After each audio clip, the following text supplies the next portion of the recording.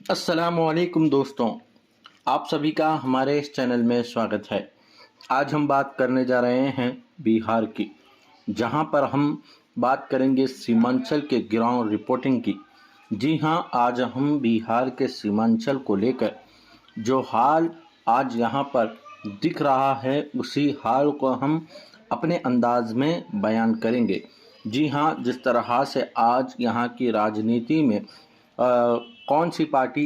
कितनी मजबूत स्थिति में है, वो देखने की हम कोशिश करेंगे। जी हाँ, अब बात करूं नीतीश कुमार और कांग्रेस की,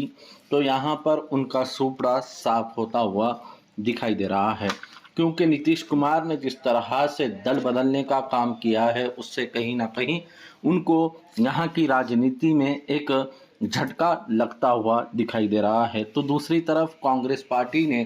जिस तरह से अपने गठबंधन में ऑल इंडिया मजलिस इत्तेहादुल मुस्लिमीन पार्टी को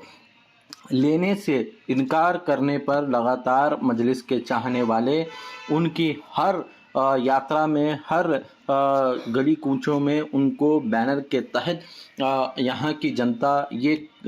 याद दिला रही है कि मुसलमानों के हक जो अधिकार हैं उनको देने की मांग अब ऑल इंडिया मजलिस इत्तेहादुल मुस्लिमीन पार्टी के जानिब से तेज़ हो चुकी है। उसी को लेकर लगातार तेजस्वी यादव और कांग्रेस पार्टी को ऑल इंडिया मजलिस इत्तेहादुल मुस्लिमीन पार्टी के चाहने वाले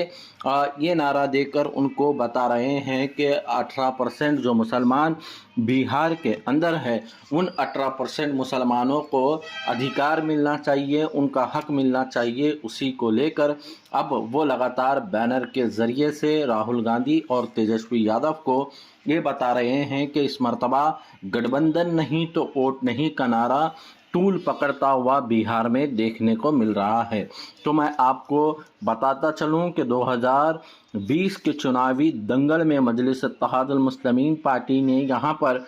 जिस तरह से कारनामा कर दिखाया था और 5 विधायकों को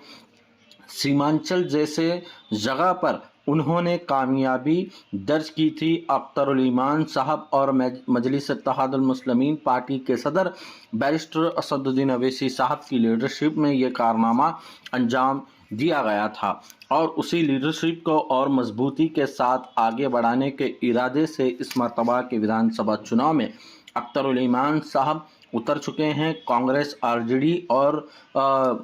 नीतीश कुमार और भारतीय जनता पार्टी को मुंहतोड़ जवाब देते हुए अख्तरुल ईमान साहब दिखाई दे रहे हैं। जिस तरह से आप सभी देख रहे हैं कि राहुल गांधी के वोटर अधिकार यात्रा में जिस तरह से मजलिस के चाहने वाले लगातार उनकी रैलियों में जाकर बैनर दिखाकर ये जता रहे हैं कि इस मर्तबा के विधानसभा चुनाव में अगर मजलिस इत्तेहादुल मुस्लिमीन पार्टी को नज़रअंदाज किया गया तो उनको यहाँ पर मुसलमानों का वोट नहीं मिलेगा। जी हाँ,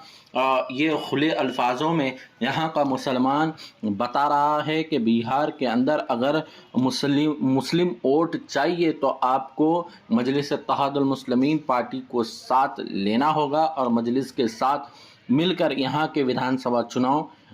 लड़ने होंगे। जी हाँ, ये गठबंधन नहीं तो मुसलमानों का वोट नहीं की नारा अब तूल पकड़ता हुआ बिहार में देखने को मिल रहा है। लगातार वोटर अधिकार यात्रा में लोग जा रहे हैं और ऑल इंडिया मजलिस इत्तेहादुल मुस्लिमीन पार्टी को गठबंधन में लेने की बात करते हुए दिखाई दे रहे हैं। इंशाअल्लाह ताला इसके ज़रिए से भारतीय जनता पार्टी और कांग्रेस पार्टी के दिल में